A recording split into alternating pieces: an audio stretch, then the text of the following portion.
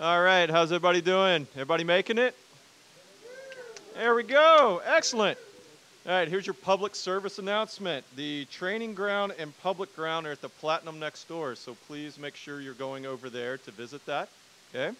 Again, we want to thank you to our sponsors, our critical sponsors being Critical Stack in VeilMail, and then to our other sponsors, Amazon, BlackBerry, the National Security Agency, Cylance, Microsoft, Robinhood, Secure Code Warrior, and Paranoids. Okay? With that, we're going to get started here real quick. You've got the fabulous Davi. He's going to walk through his presentation. Please be easy on him. As you can see, he's ready for tomatoes and everything else in his fabulous suit here. Okay? What? All right, Davi, it's all yours. Take it away. Thank you. All right, this is a big presentation. I'm going to cut it down significantly, so we'll see how far we get in the 25 or 30-ish minutes that I'm being given. Thanks for coming today. Unfortunately, we're being video recorded, so I can only speak about so much. My preference is to go really deep into some of this stuff, but because we're probably going to see this later, it's good for me. I can see how badly I did, but I feel in some sense is limiting. So the talk today, if you've seen the abstract, is really about one of my favorite topics, which is science fiction, and it brings forth the concept of Blade Runner into sort of the modern context of robots and what we're doing about them. This is a true story. I get asked now, not infrequently, about how I'm going to help companies stop killer robots. They don't necessarily call them killer robots, but they say we have robots running amok in their companies. These are big, global companies, and they're saying, can you help us find them? Can you help us kill them? And that's not actually unsurprising when you think about how many people get asked, can you find stuff, inventory, and get rid of it? But it's just now we've gotten to the place where people are running lots of robotic process automation. So I was asked to give this talk, and I thought, sure, I'll give it, but let me give you a quick background maybe as to why I was asked to give a talk about this sort of thing. 1994-5 to about 2005, I did a bunch of stuff that was sort of behind closed doors, data center type stuff. In 2005, I got a little more aggressive, and I came out and said, hey, we really can solve this PCI problem if we do tokenization and encryption. And then over the years, I did a bunch more stuff around that to try to fix this problem that we have with confidentiality. Released a book in 2012 about cloud that I'd worked on, for about 10 years. I did a lot of cloud stuff. One of my favorite things was I started a crypto solution in 2017 after multiple attempts to get it started from 2010-ish. Finally got some traction with a large database provider, and just announced last month that I was able to put field level encryption on the client side in this database provider, which is a huge win for me. Anyway, I'm proud to announce today that I'm going to make a transition now into the Inrupt team. Tim Berners-Lee is trying to reinvent the web, and I agreed to go and try to work on the security models for that. Now, one of the reasons we're doing this is because the threats to humanity are so great, we have to rethink how we data platform and how we give access, especially when machines are getting involved, because what if those people who are running those platforms turn into machines running those platforms and they're actually out to get us? So that's a little bit about me, and the fact that I'm joining Inrupt. Here's what I'm not. As an old philosopher, I like to say what I am and what I'm not. I cannot believe people say things like this in the public media space. I don't want to disclose too much about who this is, maybe you know. But they're basically saying, hey, if you're a cool 17-year-old guy and you want to do some cool stuff, then obviously you join white nationalism because that's where all the fun happens, and people on the left have no fun. Well, that to me is just completely insane that a security researcher would be saying this in today's day and age, and I am definitely not at all in agreement with that, because what he's defining as fun is for white dudes, and everyone else doesn't get to have fun, and he thinks that's the definition of fun, which is tragic and awful. And so a lot of that will come out in this talk, not only because I just disagree fundamentally as a human, but also because my master's degree really was in what's called Mission 101, which is the liberation of Ethiopia from fascists. And I talk a lot about it's not a great, I don't want to tell anyone to read it, but it's not a great master's thesis, but I was young and stupid. But I basically talked about how you can take a little bit of information, which is what Ord Wingate did, and he took a few irregular Sudanese soldiers and he defeated a massively larger fascist army, basically using propaganda and some guerrilla tactics. Sort of the birth of special forces warfare, if you will. So that sort of makes me, I guess, a different animal in this whole world of information security. Like sometimes you might see me doing things like this. This is a bit of art that I created to represent what's going on. This is very similar to what my master's thesis was about. They actually had planes over Ethiopia dropping pamphlets. And in my master's thesis, I have one of the pamphlets that I found in the basement of a British library. But basically, you have the Russians dropping all kinds of hints and suggestions and propaganda to try to change people's opinions. And you see tweets like this that say, hey, what's going on? Well, robotic automation really amplifies this. And so that's sort of the thesis thesis of the talk today. But before I get there, let's talk about how great AI is going to be, because let's not rain entirely on this parade. It's supposed to do lots of cool things for us, help us drive cars, translate language, all the things you don't want to do. You can expect robots to come and solve for us. And this is not far off, because silicon brains are here, basically. If you've been watching the neuromorphic efficiencies, I don't know if this is familiar to you or not, but things are hard and slow. So if you put like a McAfee endpoint, analysis engine, blacklist engine, it can go really, really slow trying to figure out all the attacks. But if you move over into the neuromorphic side, suddenly the efficiencies pop up because they have better decision tree gating. And so there's representation right now of these chips being built, Intel's behind it, to give us real silicon brains. One of the funny things I do is I sit in some ethics committees and salons and stuff, and I go and meet with people in the big firms about what they're doing about these sorts of transitions in tech.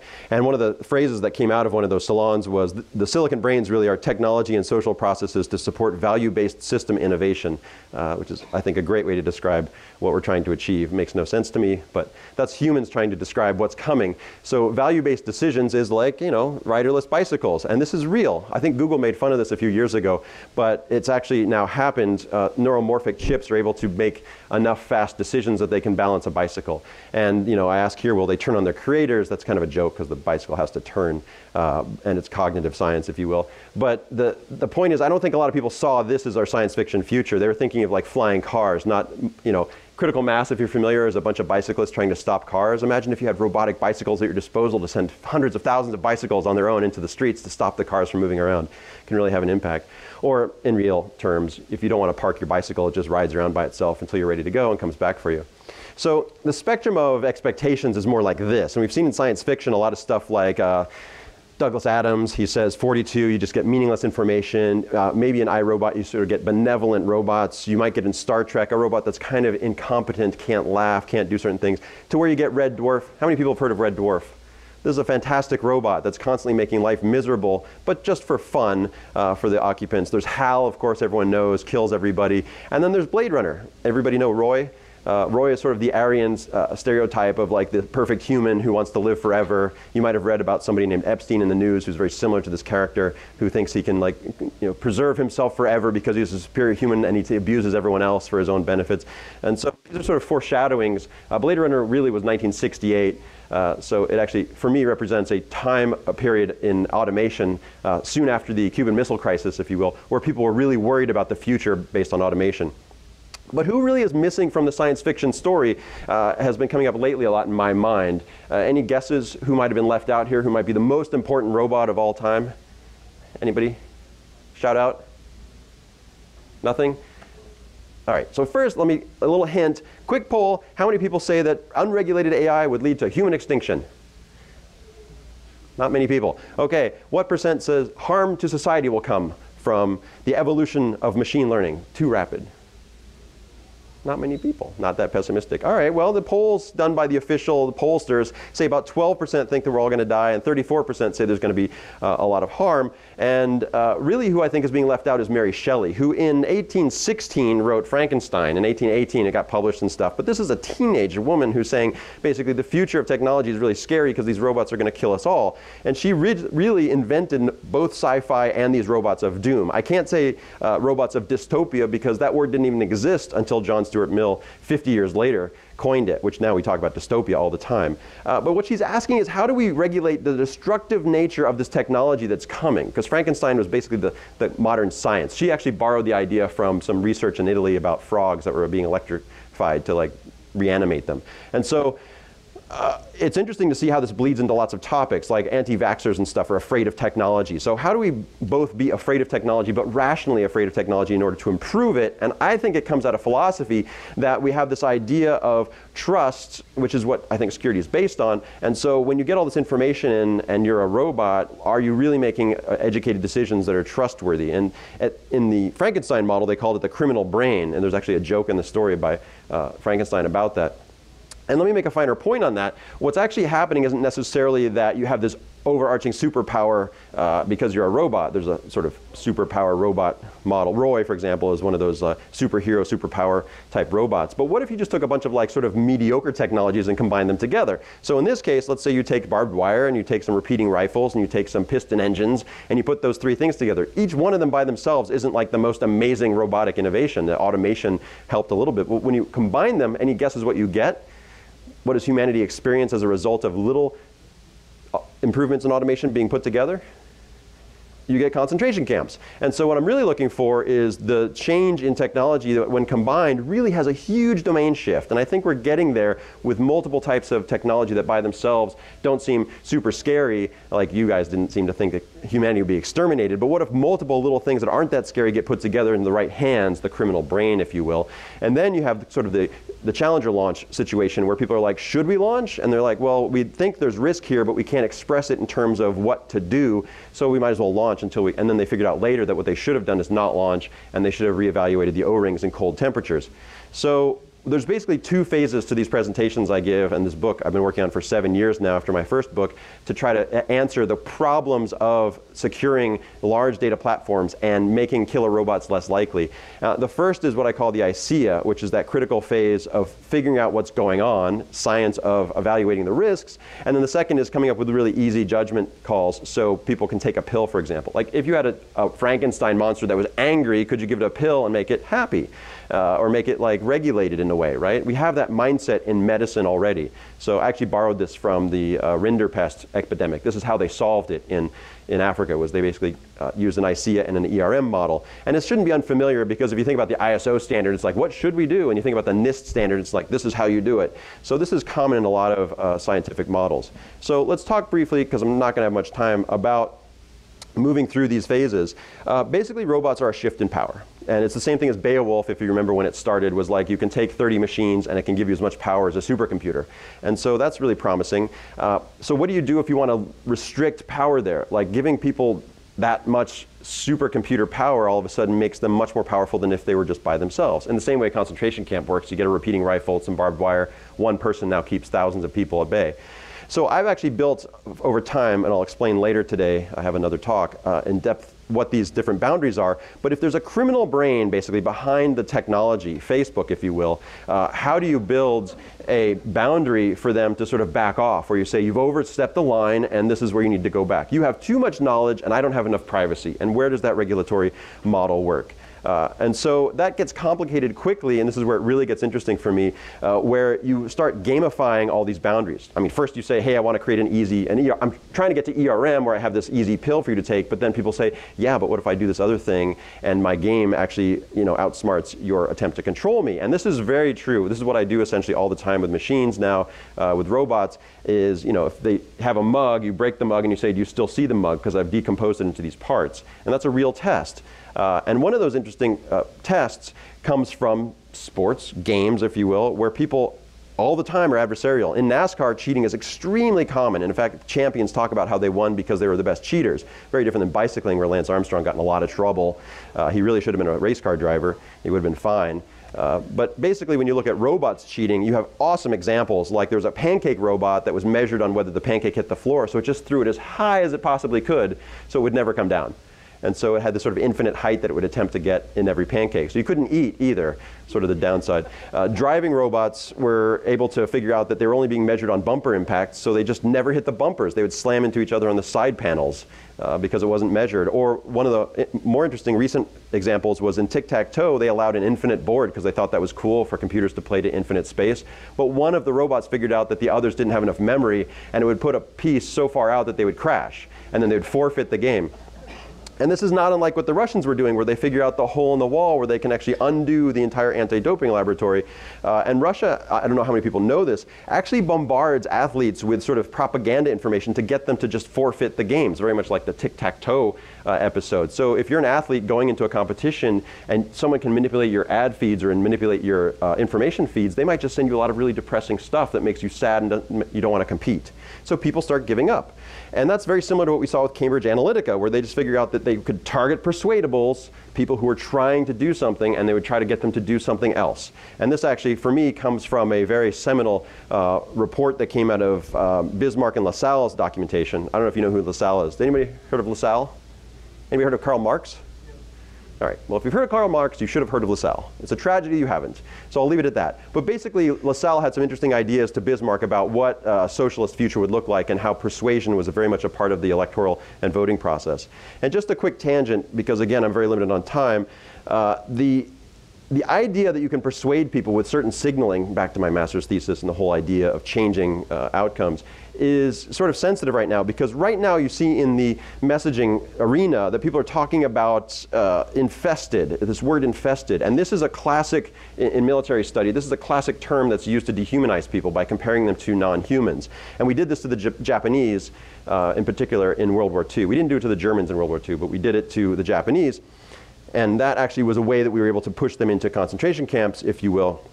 In Rwanda, for example, there was a lot of this that led to genocide. And I just want to point out, I bring that up because I want to point out in the InfoSec community, I've seen the same thing. And this is very distressing to me, that people who are supposed to be security experts, who are supposed to be making a safer future for all of us and stopping robots from doing bad things, are engaging in very dangerous insect-like communication. There's Trevor the Roach, and they literally said, I'm not making this up, they said in the communication that Trevor the Roach's family is caught up in the disaster in Puerto Rico. So comparing brown-skinned people to roaches.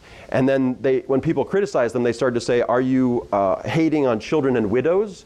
And they're spreading on multiple mediums. So they weren't just doing this like in an isolated group. They were actually trying to get it on TV, they were trying to put it on CNN, they're trying to put it in the newspapers. So we have a very dangerous future ahead when people inside the security community, as I said in the beginning, and I show again here, are doing things that ultimately, if they get control of these robots, can do mass harm to humanity. So bias like this, combined with automation of Frankensteins, combined with the fact that you can game rules, means we're in a deep, dark state right now. Because how do you create a rule or a control, a firewall if you will, when you have people trying to get around them all the time and they're doing it for biased reasons?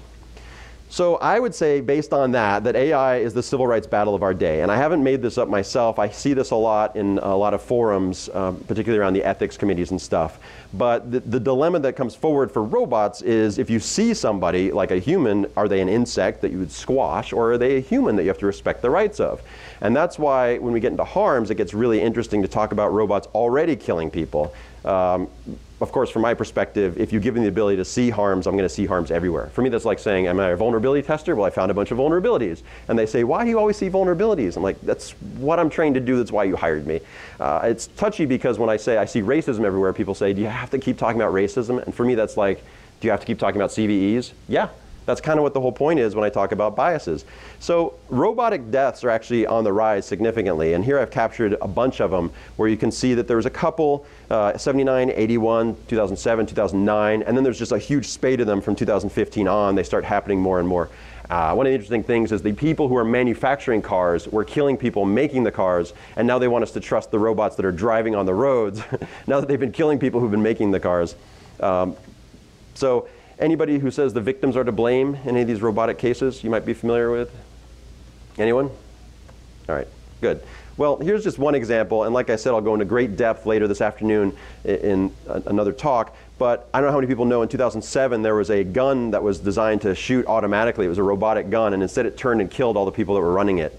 So 9 South African soldiers were murdered by the gun that were supposed to be firing on a computerized basis. Tesla, I gave a talk about right here in B-Sides, where I tried to make the case that the car chose to kill the person in the car, and I would hold Tesla accountable for that because it decided that. I proved in adversarial testing why that happens, and a 90% failure rate. I could throw different things at these cars and I can make them fail. In 2017 we saw a similar problem where the car was easily confused by signs on the road, and then again in an adversarial test we see 90% plus failure rates for these cars. Here's another example in I'm not talking just about cars. I want to show you, like, when you get something like antivirus involved, then it's easily bypassed as well. You can throw images at it, and it's not hard at all to basically break the AI and make the robots do what you want. This is one of the more tragic examples people haven't talked about much, but the autopilot in 2018 was actually following another car, and then that other car took off, and this car slammed into a barrier and just destroyed the front of the Tesla. That is an active adversarial attempt that you can repeat very easily. You can get the Teslas to follow you and make them crash into things. And so I have another adversarial test which we haven't been able to share, where we were able to make the Tesla do what we want and basically make it crash where we wanted and how we wanted. 2018 Uber example, of course, there's a pedestrian death. This is so tragic because, almost over 70% of crashes happen at night with pedestrians, and yet they didn't design it all for that. That is just a negligent engineering, in my opinion. And so another example of how you could test for this is in the Ukraine. There was artists who actually popped a pedestrian out of the street, of manhole cover, and if the car didn't stop for the balloon that popped out of the street, you could see that it wasn't recognizing humans at night. That's literally the test they created, and that was a long time ago. I have some footage of it. 2019, one of the more tragic cases that have come up recently. I don't know how many people know this, but the robot airplane was fighting with the pilots. 26 times the pilots tried to take control back from the plane, and the plane was like, no, I'm going to crash into the ground. And they were like, no, I'm the pilot. No, I'm going to crash into the ground. They lost, and people died, right? 300 plus people died from the Boeing crash. So all of this basically comes down to the summary that Microsoft put into its 10Q. I don't know if you've seen this, but their intelligence, their AIs, if you will, may be very harmful to their performance because it may have an impact on human rights, it may impact privacy, it may impact employment, it presents all sorts of ethical issues. So basically beware the Klippenstein.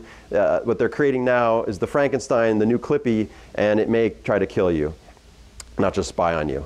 So that's it. I'm going to run out of time, obviously. So I'm going to take you a little bit through the constructive phase, because I think that's what everyone's wondering is like, oh my God, if these things are so easily broken. And I mean easily broken. I mean, like we sat in a Tesla, stupid, I admit, and then we made it try to run off the road with us inside, and it worked. And so we thought, well, that's great. We almost killed ourselves. But to make a finer point, you don't know if the Teslas on the road today are actually connected to Tesla or they're connected to a rogue server. And you don't know who's running that rogue server. I'm not joking. Like, that's legitimately, you drive next to a Tesla, you don't know if it's controlled by someone who has adversarial intent and is basically putting them all on the road. So the point I sometimes make is when I used to study like ICBMs flying in from North Korea into, let's say, San Francisco, you would think about all sorts of countermeasures. Even people talk about détente and mutually assured destruction and things like that. Well, what if they just hacked into the algorithm that controlled all the Ubers or the Teslas on the road and moved them 15 feet over and ran everybody over on the sidewalks? Mass death, mass catastrophe, shutting down all the streets in a major city, all from an algorithm change or from pollution of the algorithms using the cars that are just running around. And these are real possibilities given what we've seen already. In constructive phase, let's talk about integrity. We can do confidentiality. That's what I spent the last 10 plus years. The last 2 years, I built client-side field level encryption into a database. So I think we can solve confidentiality. Availability, solved. I can keep databases up pretty much anywhere, anytime, forever. But integrity, hard to solve, but we can do it. And I think what we're going to do is build moral frameworks instead of trying to use these games, which are based on legal frameworks. I feel like are looking in the past. Moral frameworks are looking into the future. Security people are good at that. What is the intent of the regulation as opposed to how specifically is it written? So we can catch people trying to get out of the game into the big nets. And then using analytic integrity engines, which I think come from philosophical backgrounds. In other words, we get people to agree that history, for example, is a good way to decide what is truth and what is fiction. We shouldn't get too wrapped up around assassins, which is the Blade Runner model, although it is attractive to say there's a hero in the room. That's kind of what CISOs do. They say, I took out an XP box today, I found it on the network, and I eliminated it. That is a model, but the problem with that model is Blade Runner is too late. And you really want to say, hey, I've killed enough XP already, I'm retired, I'd like to do more interesting security stuff. And we've actually seen in history that this is true. By the time we have to go into Nazi Germany, we're actually building huge integrity machines. I don't know how many people know, but there was a giant integrity machine that the United States built using black women soldiers. And it was so efficient, it cleaned through all of the backlog of messages in the European theater 6 months ahead of time. Anybody heard this story? They weren't even recognized until the 2000s for the work they did in World War II. They're recognized marginally, but lately they've been getting some recognition. So we have examples of mass integrity engines that have worked in hostile theaters of warfare, and it wasn't based on a Blade Runner single-person assassin taking out this whole person. It's really based on moral compass, and that's where we're basically trying to say that we have to change how we educate people, and I believe Hume gave us one of the best examples of this in the 1740s, but I'd actually say even better was the mother of Mary Shelley. Wollstonecraft created basically 2 treatises that said it's the system of education that we have to fix. And so if women aren't treated as humans, there's your problem. She wrote about this in the 1790s. And I think if we apply the same logic now to integrity models that machines are going to be based upon, what we get is machines that won't try to kill us because they recognize the value of life or they recognize the value of a human, and so they'll start to change their behavior. So in other words, what robots are really doing is modeling out what we're telling them, but we don't admit to ourselves what we've told them. And so if you put robots in a situation where they follow what they think is true and they don't have the analytic reasoning of a historian, for example, they're not able to get out of the box. And this is just a perfect example of that. Somebody says, you know, here's an amazing picture of a Spitfire flipping a V1, and then here's another person who says much earlier, here's an actual picture of a Spitfire tipping over a V1, which had to be done, so it had to be done because it was too dangerous to shoot at it. Neither of these are true. And now a historian can tell you neither of these are true. So if you ask me about deep fakes or other things, I will tell you, have you been to a history class? Have you worked with a historian? Do you know any historians? Because they will tell you how to see what's truth, and not just in terms of a rational doctrine, but in a moral doctrine, as Hume was explaining. They'll be able to tell you, you know, what should be true, what's more likely to be true, because sometimes perspectives are skewed, right? And so just because it's true in the sense of somebody saw it doesn't mean it's realistic. So I believe we have solutions for this. Let me just quickly get to what I think is the real punchline, because I'm out of time, is things like jaywalking are proof that we have racist doctrines within the United States that criminalize certain humans. Jaywalking is a way to criminalize people who walk, which typically are non-whites. And so you can easily see how you can then basically put people in jail anytime you want because they're moving around the streets without a car. It also creates a privileged class who can afford cars and so forth. Now there's a long backstory to this and it's been well documented. But the point is, if you put a robot in this situation, it will literally decide to kill people in the street because they're not humans, they're jaywalkers, if you will, and may even treat them as worse. So if you rehumanize pedestrians, then robots are going to behave more normally. But once they behave like we behave, we just don't admit it to ourselves that jaywalking is inherently racist and designed as a way to transfer power to whites, then, you know, if we can't admit that, then we really aren't going to be able to solve the problem with robots. And no matter how many Blade Runners we have chasing around all these cars killing people on the streets, we'll never catch up. So thank you. That's my presentation.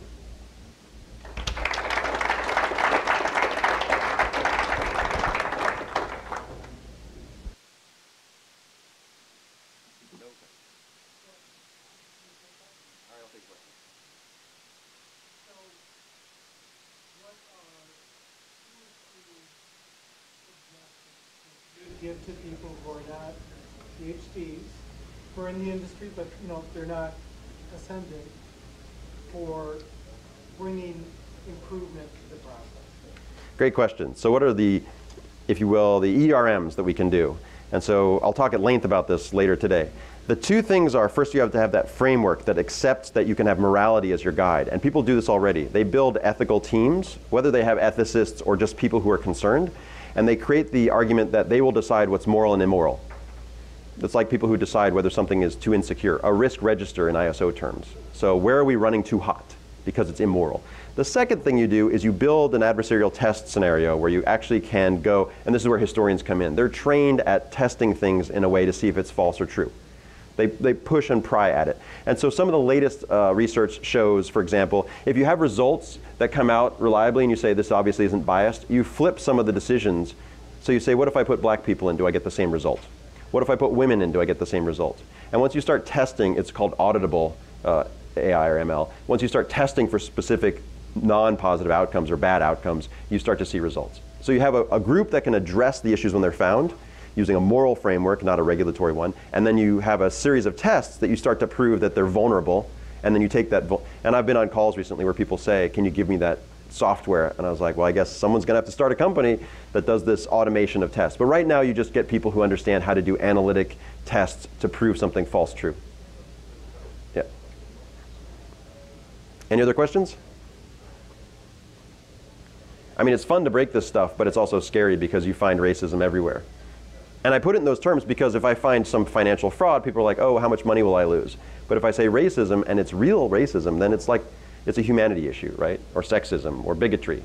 It's a, you know, and a CVSS score would be a 10. We don't really rank racism that way, but that's what I'm talking about. One more question? Is the reimagining of Mother, the newer Amazon property, going to make future revisions of this and how